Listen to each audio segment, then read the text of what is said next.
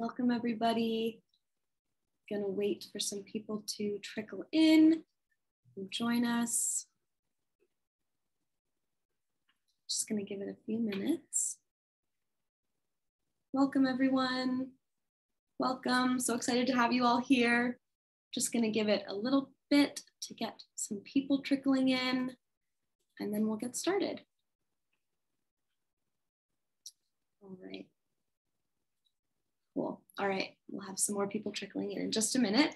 Welcome everybody to this evening's virtual event with Leopoldo, Gout and Eva Aridjis.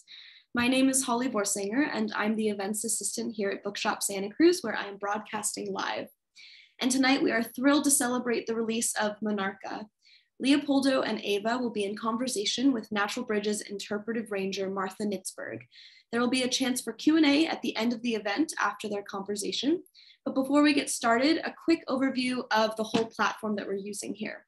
So we are in a Zoom webinar, which means we can't see or hear you at home, but we are all here together and I welcome you to drop a line in the chat if you feel inclined to let us know where you're tuning in from. It's always nice to create a community. And of course, thanks in advance for being respectful in that chat as well. You can also just sit back and relax and watch the chat go by without you. Closed captioning is automatically on. You can hide that if you'd like. This event is also being recorded, so you can rewatch it if you miss anything, and we'll send out the link tomorrow evening. You can also find the replay of the event on our YouTube page later this evening, and we will drop a link for that as well. There will be an audience Q&A, so you can enter those questions into the little Q&A tab at the bottom of your screen. Feel free to do that throughout the event as it's underway, and then the authors will come to the Q&A at the end. Of course, we encourage you to buy the book. Your purchase supports local jobs and independent culture, and it shows the publisher that our audience is invested and engaged. So thank you for your purchase. We will drop that link in the chat as well. We have some great events coming up, including an in-person event with Melissa Chadburn next Tuesday at 7:30 p.m., as well as an in-store all-day celebration of Independent Bookstore Day on Saturday, April 30th. So you can check back on our website to view those events and the rest of our upcoming schedule. All right, now on to the main attraction. Leopoldo Gout is a filmmaker, writer, and visual artist from Mexico City. He studied contemporary art in Central St. Martin's in London and has shown his sculpture and paintings in galleries and museums around the world. Leopoldo lives in New York City with his wife and 2 children. And Eva Aridjis is an award-winning filmmaker and writer. She wrote and directed the narrative features The Favor and The Blue Eyes, and the documentaries Children of the Street, La Santa Muerte, Choi, The Wolfman, and Goodbye Horses. She also wrote on Narcos Mexico. And Martha Nitzberg is a lead interpretive ranger at Natural Bridges State Beach. She works with teachers and schools, sharing virtual and in-person programs, and trains and appreciates the many volunteers in our community. And Martha has also worked as an interpreter in Santa Cruz State Parks, at Elkhorn Slough Reserve, and many national parks as well. So without further ado, please join me in welcoming all 3 of them to the screen. I'm going to invite them now to join us. Hello. Hi. Welcome. All right, I'll let you all take it from here and I'll join you back in a minute. Hola. Well, I was really pleased and honored to be asked to come and work with both of you, Eva and Leopoldo, because your book is really charming. It is beautifully done. It is really quite the story. And having been to Mexico 3 times, I really understand some of the predicaments that you talk about in your book. So it really rang true to me, as well as very charming. So I wanted to ask you, it's an illustrated fable, and how did the 2 of you get together to design this beautiful book? Let me start, Leo. Well, long time ago, I took my daughter to Michoacan. I'm from Mexico, and I wanted to show the magic of Mexico to my daughter. And we went to the sanctuary, and lots of butterflies would keep landing on her head. And I just thought it was beautiful. So I started writing about it. And a few years later, when I had some ideas, I felt that I needed somebody that was very connected to the natural world in terms of activism. And Eva and her family have been activists for many, many years. So I called her and I said, listen, I have this story, and I think that we could collaborate. And she thank God, she said yes. And we started to work together, and it was incredible. And something very magical happened at that moment. And Eva, you tell them what, because I love this story. Yeah, so Leopoldo and I had been friends, and we're both here in New York and both writers, and had been wanting to work together on something. And when he contacted me, he said, you know, I have this idea of writing a book about a girl who turns into monarch butterfly, does the migration to Mexico. And I thought it was a wonderful idea. And I had been exploring some themes about sort of human animal hybrids and shape-shifting and in my film work, and, you know, in particular, telling stories from an animal's point of view. And so we started working on it together. And, you know, a few weeks in, I said, oh, you know, I think I know the main reason why you asked me to work on this with you. And he said, why? And I said, well, because my father, Ardjis, who's a writer and environmentalist in Mexico, was the one who sort of convinced the Mexican president in the 80s to turn the forests where the monarchs overwinter into protected sanctuaries, and have them also turned into a UNESCO World Heritage Site. And Leopoldo said, I had no idea that your father had, you know, this whole history with the monarch butterflies. So it was really sort of fortuitous. It felt very fated that he brought this project to me without realizing my connection and my family's connection to the monarchs. Yeah. We went down to Mexico, and there was a scientist, and I said, how did you get involved in it? He said that he was 11, so a little bit younger than when your daughter was, Leopoldo. And he was really concerned about protecting the groves because his uncle was one of the interpreters leading. And so he just decided that he wanted to do something to help the monarchs too. So it's pretty special that you have that connection in with your father. That's amazing. And to not even know, that's really even more amazing. That's fantastic. So when you're writing the book, what else was surprising about working together? Was there anything besides this really amazing connection that you found? I love the fact that we were both wanting to do something about our daughters. My daughter is Inez, and Eva's daughter is Josephine, and they both appear in the book. They're different of age, and also there's a different of age in the book. And I felt that, you know, I was raised by a wonderful, powerful woman. My mom passed away a couple of years ago, but she made me very comfortable with super smart, powerful women. And I just felt at home with Eva. She's amazing. And it was really fun to experience her point of view and her side of the world and her experiences. And we both put the best of each other into the book. But to me, because I also make movies and TV shows, I feel very comfortable in collaborating. So it was just a pure pleasure, but I don't know, maybe she hated it. You should ask her. Yeah, it was a wonderful collaboration. I mean, I think our sensibilities were really compatible, and we brought very different, but very, you know, complementary things to the book. And obviously, you know, half of the book is Leopoldo's beautiful illustrations, which, you know, I think both of us working in film and obviously Leopoldo also being an artist, you know, it was important to us that the book not only be a literary work and a text, but also have a very strong visual component. And yeah, we just sort of came up with a story together.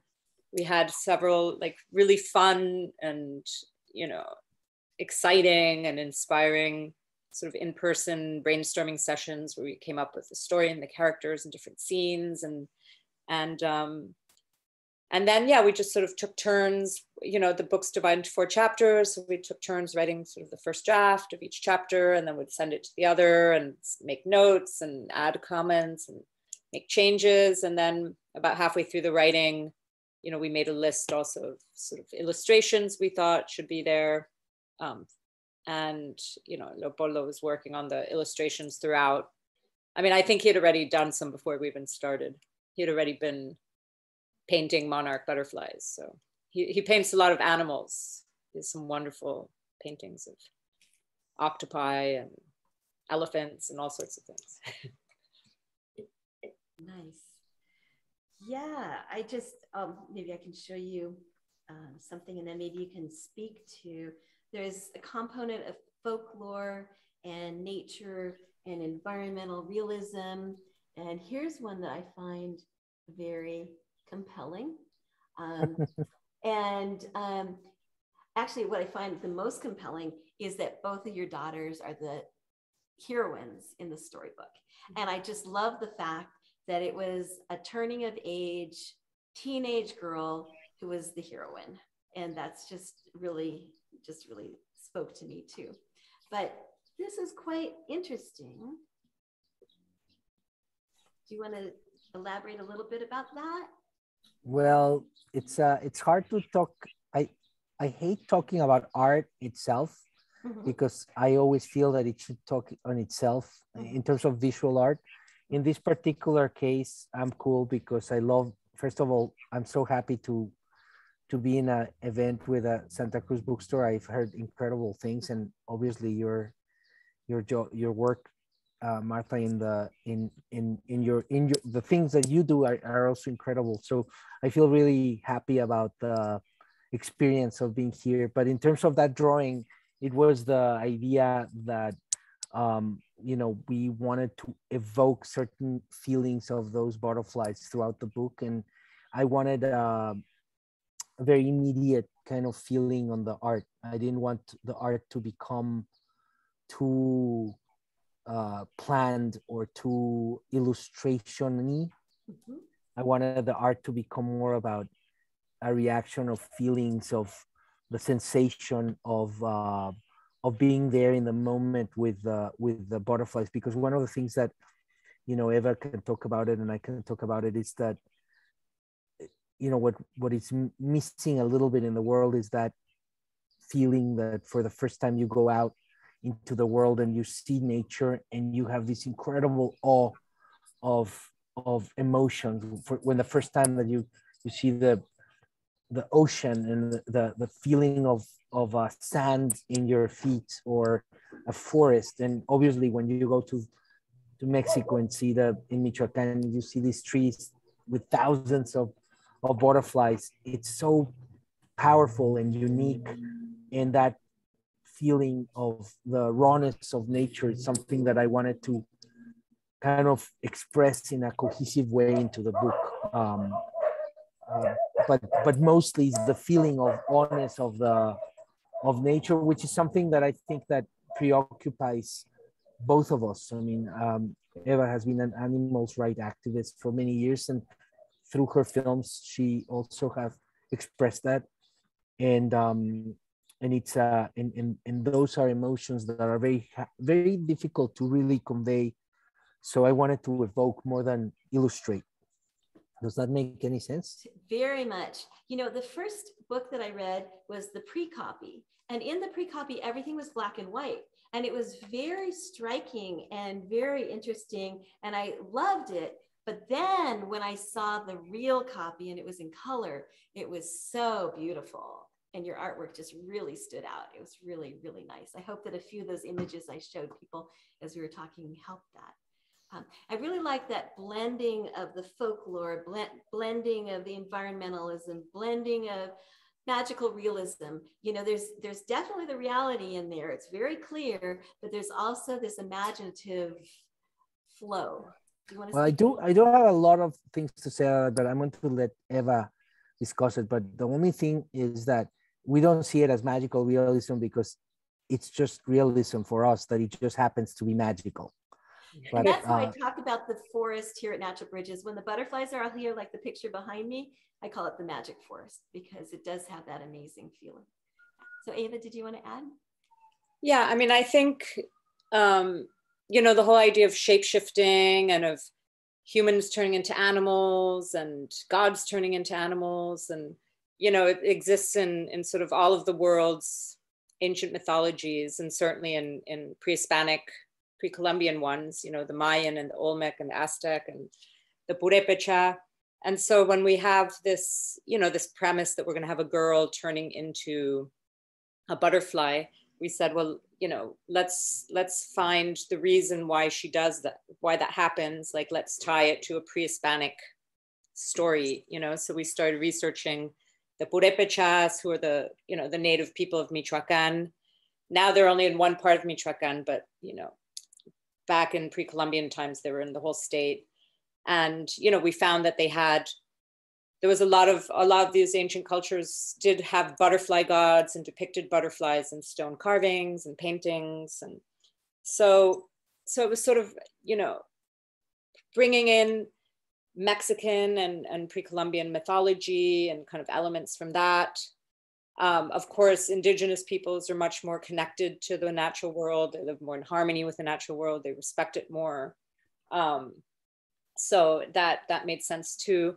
And then just, you know, making the butterflies themselves. I mean, as Leopoldo says, just the metamorphosis they go through, the migration to Mexico, this tiny insect traveling 3,000 miles, the spectacle of, you know, millions and millions of butterflies in Mexico, just roosting on these trees and flying in all directions. I mean, it's one of the wonders of the natural world, which I think everyone should see at some point in their life.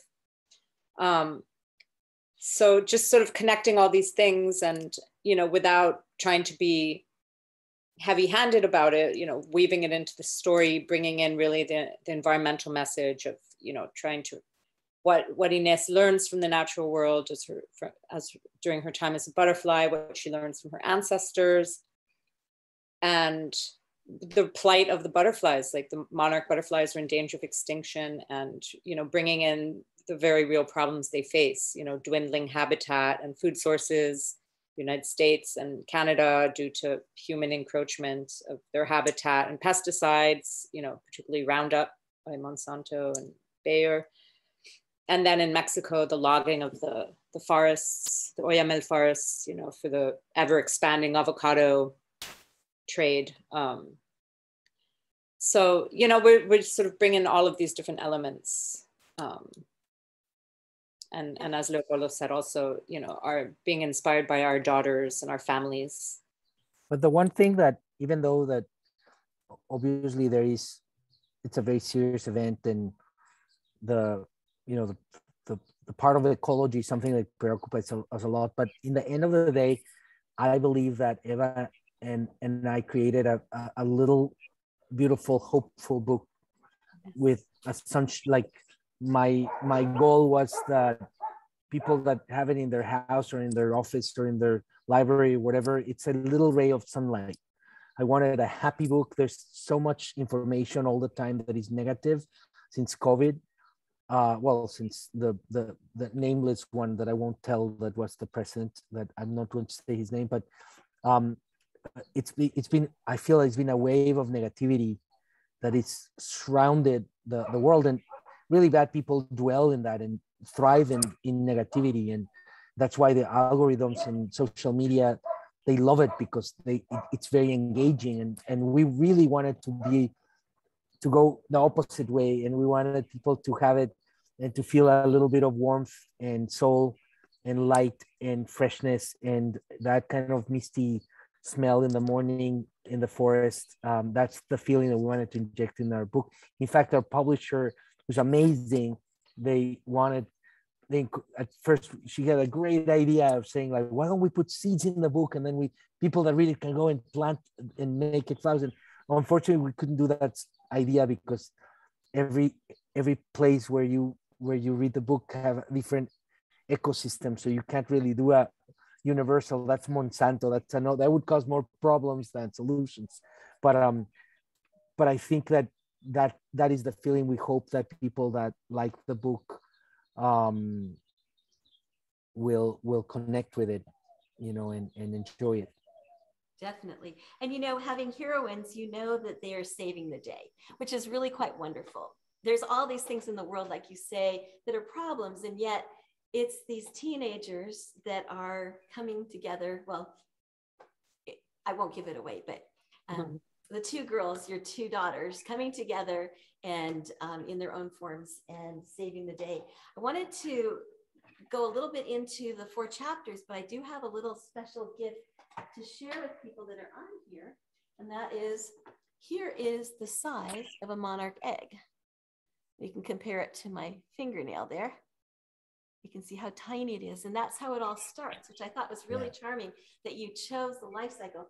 And then I wanted to give you a little gift of another image, and then I'll have you all speak to next. Now, it's really hard to tell, but every time I see a leaf and there's something that's a little bit munched out of it, then I look a little bit closer. I'll look closer enough. Can you see the little tiny caterpillar? Mm-hmm. Yeah, teeniest little caterpillar. And then you would think, well, that's about how big they get. But then the thing that's so amazing that makes everybody realize they don't have enough milkweed is that they get to be enormous. See, compared to my finger, the caterpillar. And then I wanted to share with you one last thing, which is a chrysalis about to come out. See how dark it is here. And then you can see this amazing thread of silk coming from it. So anyway, I just thought that it was kind of fun to bring some real images into to join us. And then have you talk about why did you pick the chapters to be the 4 different life stages? That was really interesting. That's all Eva. Well, since a lot of what the book is about is sort of what Inés learns about the world, about herself and about transformation, about the world from the butterflies through her time as a butterfly, we said, well, you know, the monarch goes through these 4 stages: egg, caterpillar, pupa or chrysalis, and butterfly. So that those 4 parts of the 4 stages of transformation for the butterfly should be part of, you know, the lessons. And the number 4 is very important to our book because it's, you know, not only does the monarch go through 4 life cycles, but it's also, it's the 4th generation of monarchs that make the migration from Canada or the Eastern United States down to Mexico.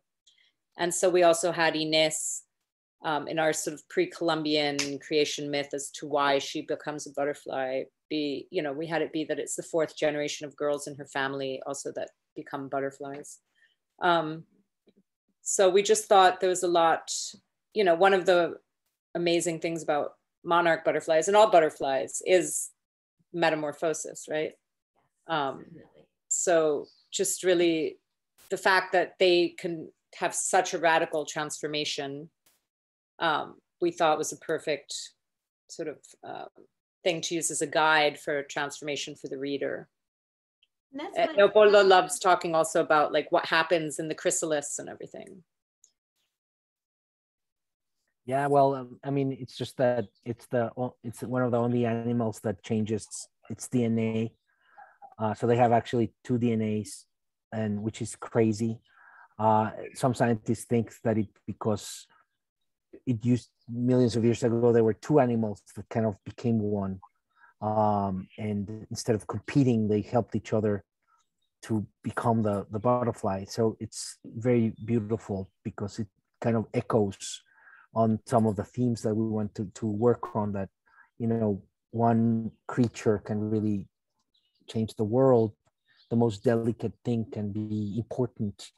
And that this very delicate, seemingly tiny thing travels for thousands of miles. There's so many things that are powerful about this creature, and you know, and I think the indigenous Purepecha in Mexico and a lot of other tribes, they recognize that, and they did sculptures and paintings and lots of art that survives still. You see, sculptures of butterflies and stone and stuff like that. And I to experience that in Michoacan is crazy. It's like you get into this forest, and there's, back then it was millions of creatures making love and taking and having sunlight and being there, and you could feel that power. So it was like, how can we go there? How can we reach that and touch it a little bit and think about it? So the beauty of making a book is that you go into this world and you get immersed in it and you get lost in it, and then you learn all of these things that I didn't know about this creature. And also that I wanted to tell my daughter, there's a great Gainsborough painting that was in London, it's in the National Gallery, and it's one of my favorite because it's a weird painting. Gainsborough did it for himself. It's his two daughters, and they're running, and one of them has a net, and just in the corner, in a very odd place on the painting, right at the corner, like the edge, there's a butterfly. So you feel that once they get it, maybe the whole world will change. And they are in that age that they're girls, but they might become women. And it's just such an incredible, sophisticated, personal painting that had so many layers of meaning. And yet he painted with a lot of freedom. So it's I think that also inspired a little bit this journey. I also liked how you had the colors and the lights, because from what we learned from one of our local scientists, John was saying that it's actually the sun that is the one that's taking them and showing them where to go. And so that's just really struck a chord with me about the sun and how she saw all the colors, how beautiful it was.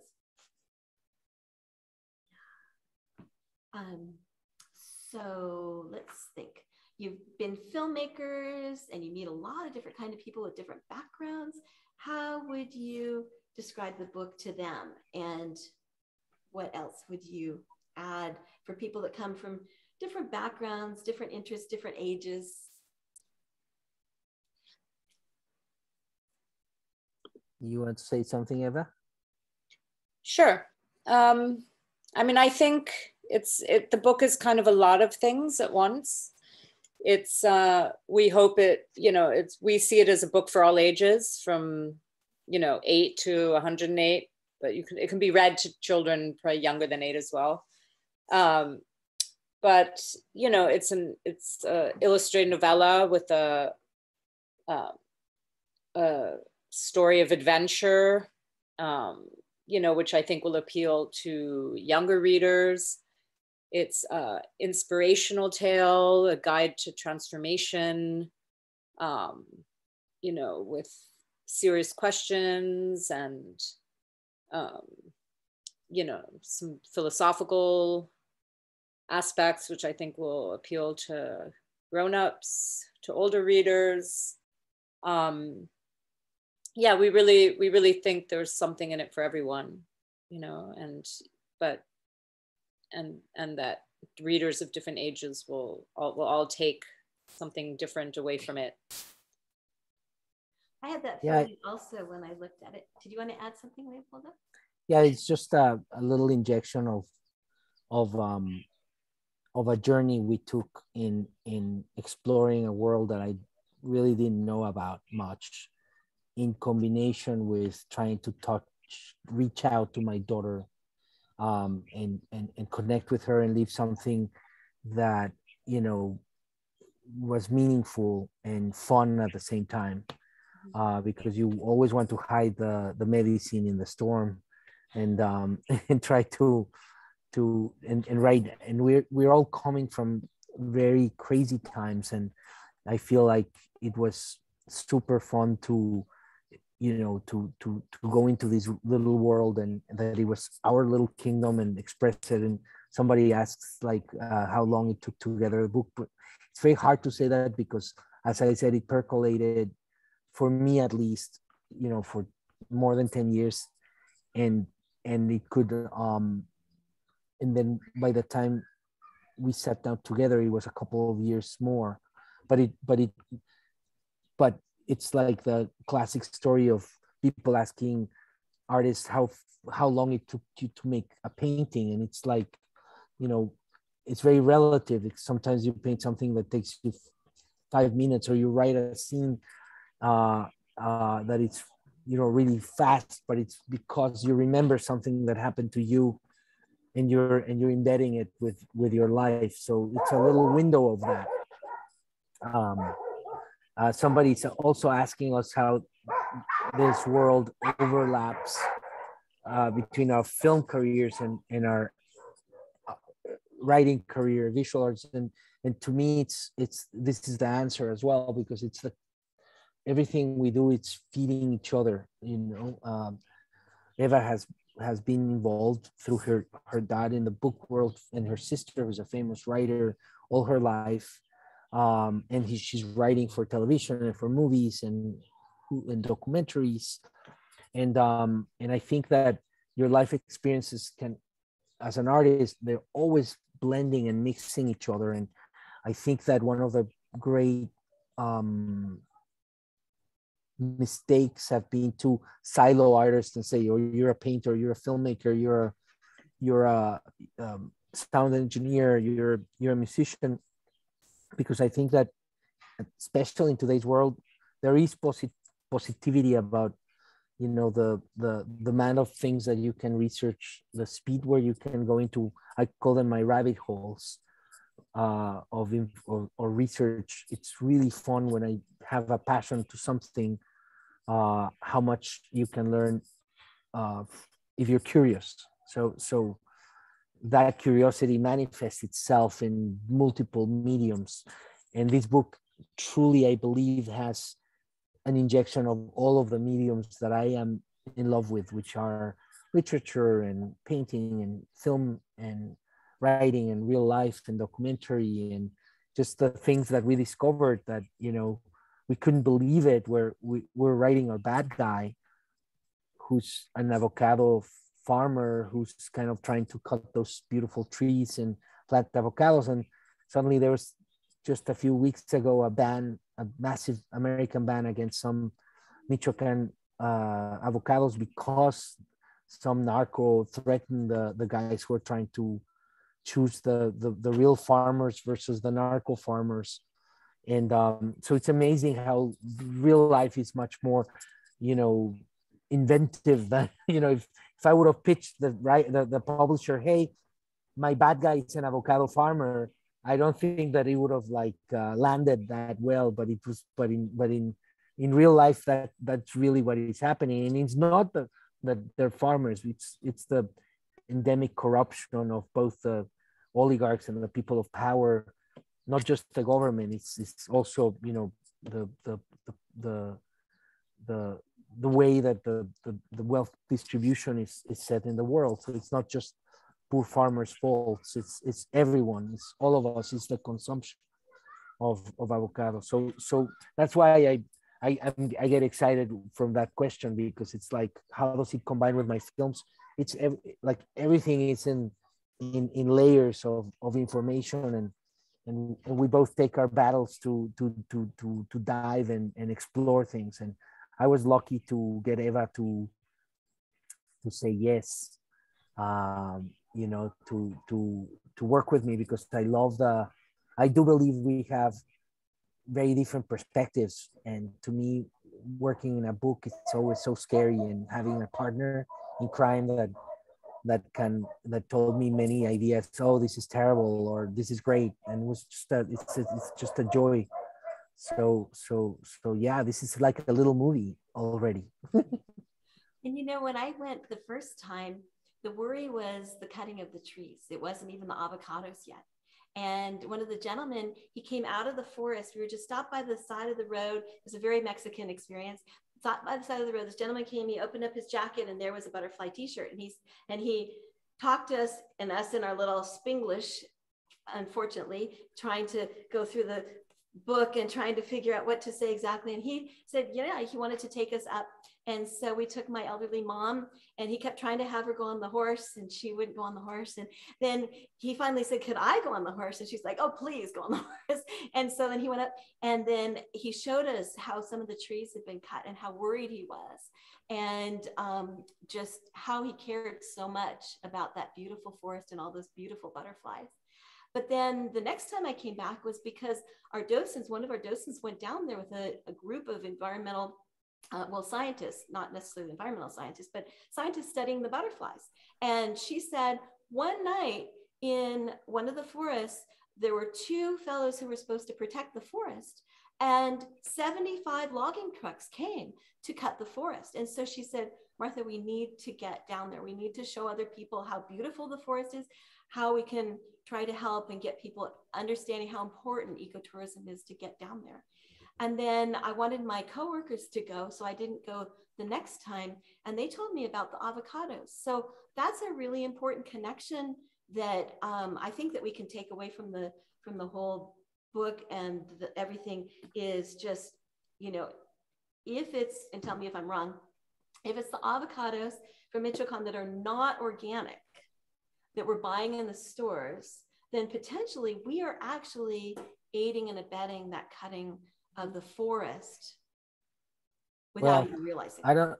You're probably right, but I don't know if the label organic is that respect. I mean, there's a million, this is a larger conversation because it's very difficult to pinpoint exactly which avocados are great. I'm sure there's information about that. But there's a real, potentially there's a real problem with labeling. I don't have all the answers. That's one of the reasons I wanted to work with Eva, because she asks to the right people the right questions of how do we figure out, because I also don't want to hurt Mexican farmers. I mean, they're amazing people and they keep us all alive, and and it's it's a problem that it has a lot of repercussions and that are more than just a label of organic versus non-organic. I think. What do you think? Well, we should mention that there's a whole section at the back of the book called "Join the Swarm," which lists all the ways that a reader can help the monarchs. And in addition to planting wildflowers and milkweed and things like that, there is a section about avocados. There is a collective of avocado farmers in Michoacan called Pragor. So if you look for Pragor equal exchange avocados, those are being farmed by these avocado farmers who are not contributing to deforestation and who are also, have been farming organically for at least 6 years. One of the problems is, as Leopoldo says, like avocado farmers, a lot of them, it's not that they're criminals, it's that they're like, it's become a very lucrative trade. It's been, avocados are also called green gold because there's so much demand for avocados, and just the amount of avocados consumed, per person in the United States has tripled in the past 10 years or something. But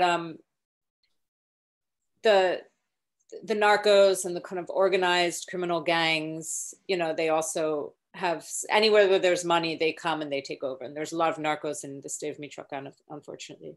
So the avocado farmers, sometimes they're in cahoots with them, sometimes they're being, coerced. Extortion, they're being extorted. The cartels come and they say, you have to give us, half of what you made and all of this. And there's, activists, environmental activists and journalists and human rights activists and, politicians who are honest, all of these people are being murdered in Mexico.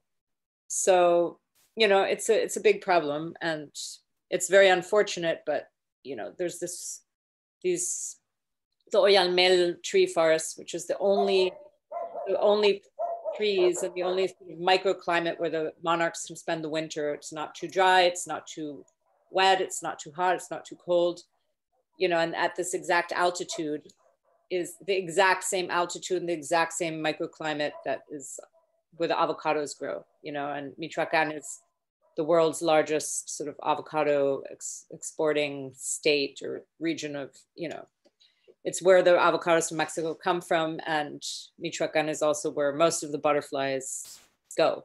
Some of them go to the state of Mexico as well. But so you just have these two things happening in the exact same place, and competing for space. So yeah, but there's, that's one of the problems facing the monarchs. But, a lot of it is really not having habitat and food here in the United States and in Canada. The populations, the Western population, the Western monarch population, which is the one that originates in Northwestern United States, Canada, and just spends the winter along the California coast in like 20 to 30 different roosting sites, has dwindled about 99% in the past 25 years, from millions to, in 2020 there were under 2,000, although Martha said it bounced back a little bit, 1 to 200,000 in 2021. The Eastern population, which is the one that originates in Canada or Eastern United States and migrates down to Mexico, that population has plummeted like 85%. And a lot of it is the milkweed. The milkweed is the only thing that a monarch caterpillar will eat. And that monarch females will only lay their eggs on milkweed plants so that the caterpillar, comes out of the egg and immediately starts eating. So if there's no milkweed, it's a huge problem. And this milkweed was growing abundantly next to corn and soy fields all over the country. And now, thanks to pesticides and glyphosate, this Roundup by Monsanto Bayer in particular, that just kills anything that's not genetically modified to resist it. There's just the milkweed, like 80% of the milkweed in the country is gone now. But it's very easy for people all over the country. The monarchs come through all parts of the country, whether the West Coast, the East Coast, the Great Lakes, the Midwest, Texas, to plant wildflowers for the adult butterflies and milkweed for the laying of the eggs and the caterpillars, just to do a little bit of research to see which wildflowers or milkweed are sort of native to your state and when the best time of year to plant it is. And, in your garden, in your school, church, library, museum gardens, by the side of the road, even though 25 million monarchs are killed every year by cars in Mexico and the United States as well. But there's a lot that people can do to help, which isn't very difficult. If you have access to a little bit of planting space, even a balcony or rooftop. So. There's a great question, and anonymous, that says, what genre is this book, and what does the genre mean to you, and how does it influence your process? I love that question because I work exactly the opposite. I always start with a character myself. I don't know Eva in her future books and whatever she wants, but I always start with the characters, and I start painting or drafting, and I like that the genre kind of like finds me. I did some research on a book that I'm publishing next year, and I did some research on one thing that was for kids, that kids love, and it turned out to be a horror book. So because what I discovered was terrible, and I really went into a rabbit hole in my journey of drawing and investigating and writing, and it turned into this horror novel that I'm publishing next year. So it's crazy. Like my process is really crazy because genres, they find me. You know, in this particular case, you know, we the genre we think that this book is, to me, it's a realist fable, which, because it is, there's a lot of truth of both our daughters in the book and what they do and their plights, and then there's a lot of mysticism that we found, that we percolated, that we mishmashed with, you know, with our research. I mean, we discover things about for example, the Purepecha indigenous population in Michoacan. I mean, I know them. I grew up meeting them. I have a little Zapotec blood in me, which are from a different state, but and they are amazing. They were never conquered by the Aztecs, and they were incredible defenders of their land against the Spaniards, and they're still there. They're still protecting they still respect the, you know, they have this incredible relationship with the forest there, and they try to save it, and they're big activists there. So, you know, the genre of this particular book, we think it's a fable with a lot of truth. But then when you research on fables, they all come from a place of truth as well, like the great ones, the big myths. So hopefully it's a fable for all family, for everyone, you know, from 0 to 105 or 120, whatever, you know, you want to live, 150. And but we still like the power of the fable, of the imagination, and I hope that's a genre, because I don't even know. I agree. I think it's a lot of things, you know. A graphic novel, it's been discovered as a graphic novel because it's a novel and it's illustrated. A fable, it's a science book, it's a nature book, you know, because there is a lot about monarch butterflies in it. It's a coming of age story, you know. An adventure as well. Just it's an adventure story, you know. We both, that's the part that appeals to children, I think. It's an inspiration, like a guide to transformation. We have it so that, you know, if the reader has a particular, you know, is trying to make a decision or going through some change or process, they can take these sort of 4 stages of a monarch's life and apply it to their own situation, and use them to help them sort of make a decision or take, you know, go to the next stage, whatever that is. So it's really a lot of different things. So it defies categorization, I guess. But it's also what makes it unique, we think, you know. I think that's the thing that makes it a great book, is that it has all these different elements. And like you say, it does appeal to so many different ages in so many different ways. The beauty of the art, the inspiration of the story, the heroism, the travel, the journey, everything you're saying it really rings true to me too, having read the book. I really recommend it. It's a great book. I know this was about the time we were going to see if there was anybody that wanted to ask any questions. Is that correct, Holly? Yeah, I think that Leopoldo has answered a few of the questions. Do you still want me to go through some of those pages and we can kind of talk through a little bit of them quickly? Yeah, okay, cool. Let me pull that up. All right, can you all see that? All right, I'm just gonna go through, if you wanna talk to anything specifically on these pages. This is the first page of the first chapter, excluding the prologue, and it's clearly beautiful. Just both Eva and I wanted the sense of epicness, of magic, of you know, the feeling when you sit down in your near your tree or your hill and look and take the world in, and you know, that those were the feelings that we're trying to convey. But again, I'm not a huge fan of over explaining art. I think it should be an immediate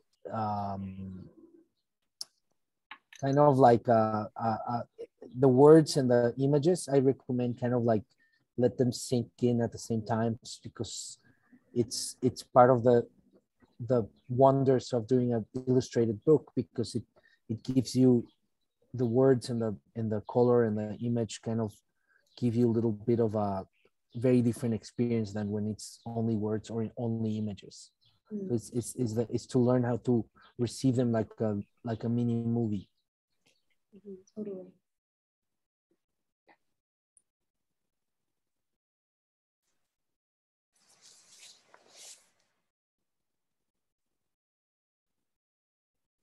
And it's also, you know, the prologue and the epilogue. It's also a story within a story, which is, you know, a device that has obviously been used in many literary and film works. I love how the art. It's telling the story to a butterfly about her time as a butterfly. I love how the artwork kind of defies the page boundaries across the whole book. It's so beautiful. Well, that's one thing that I loved working with Harper One. They put together an incredible team, because they had a great designer, and we should credit her as well. You know, it's one thing is to do crazy paintings and writing and stuff, but the team really helped us, you know, doing that balance of putting the work in the art in a seemingly flowy way. But I'm telling you that this was a monumental job, and I can't thank them enough, because, you know, I've done graphic design, and it's a pain in the butt. So I'm so excited how the team like worked so hard in putting this together, and make it beautiful, and, you know, honoring all of the different vibes of the work and the expressions and the feelings that we wanted to bring in. But, you know, we have to give the credit to where the credit is due, and they're amazing. Yeah, wow. I know that a lot of authors complain about the publishing world. I've had the extreme opposite. I feel very welcomed, and with great help, like thoughtful. They were a team of thoughtful, and I was in paradise, because most of them, I think all of them, were women. So I was super happy about that. They were all super smart, and it's amazing to work with people that care, you know, for something that you're doing, and they went way beyond the job. They were really you could feel it in the air that we were putting something very special. I really believe that our hope is this book becomes a kind of like something that people will know for many years, and that will give children of all ages, you know, some hope and some light and information. And as I always say, I keep making things so that I can find my inner adult. I like that. Also, it's also going to come out in Spanish at the end of the summer, at late August. So we're hoping a lot of, you know, people in Mexico, of course, where many people have been to see the butterflies, will be able to read it then. You know. Good. Yeah, I had a couple of questions from some teachers who were interested about finding it in Spanish. So that's really exciting. That's a great segue into plugging buying the book, which you can do from Bookshop Santa Cruz. There's a link in the chat to do that. And you can also do that through the webpage that you registered for this event on. You can also buy it in store. We have plenty of copies. I think that you got to all of these questions, except there's a question from Carrie that says, I heard that Mark Ruffalo likes this book. Do you know him? And this, we reposted a post of his on our Instagram page. So that's probably what that's coming from. Well, no comment. we are lucky that he likes the book, but no comment because you would have to below to his feathers. you would have to ask him.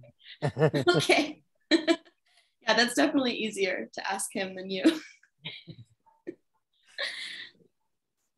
I just feel so pleased and honored having been to Mexico, having loved the butterflies there, loving the butterflies here at Natural Bridges. And I know a lot of people in Santa Cruz really do, to have this beautiful book, the beautiful illustrations, and then also the realism of what is happening so that people get a sense of their life and what's going on with the butterflies. And so there's this, like you say, that so many things woven together. It's really a lovely book. So I feel honored to be able to meet you also. Both of you are very charming people, and I just think it's fantastic that you collaborated on this. And then the surprise of Ava's father having done these amazing reserves to protect the incredible forest where these butterflies go down to as well. And tomorrow's Earth Day, which is, you know, the release of the book was sort of timed to coincide with Earth Day. So I'm trying to do our part to help, you know. Yeah, is there a call to action that you want to end on before we close out? I want to say on my end that I think that in here there's some action. And then also, like in Santa Cruz, a lot of times people want to help with the milkweed here, but actually it's the forests here that need protection. And so advocating to protect our forests to help us so our pond doesn't make more trees fall down is really, really important here in Santa Cruz. So, and then for you folks with the book, your hope. I hope that I can visit that beautiful bookstore and your beautiful forests, and I will definitely support and start buying books from you. Every interview that I had today and yesterday, I said, you know, go to your local bookstores and independent bookstores and support them. I love it, and I will keep buying from independent bookstores. You know, they're the jewels and the forest, of course. I mean, I grew up going to the forest, so you don't even have to convince me to try to help them. They are creatures. That's another book, Eva. Forest as one creature. You see, this is how it starts.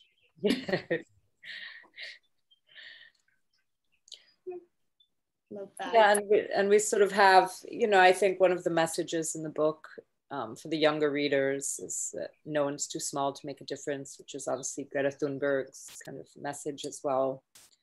You know, whether it's taking direct action to help the environment, help other people, help animals, or creating art, which, you know, inspires and raises awareness. Like, everyone can do something productive and helpful. And then if we all do that, then it's really an avalanche of change. You know? Absolutely. Thank you. Thank you all so much. This has been so beautiful and enriching. And thank you for this beautiful book. I'm so excited to promote it here at Bookshop. Thank you, Martha, for being in conversation with us. Yeah, this has been so much fun. Thank you, everybody. Thank you so much.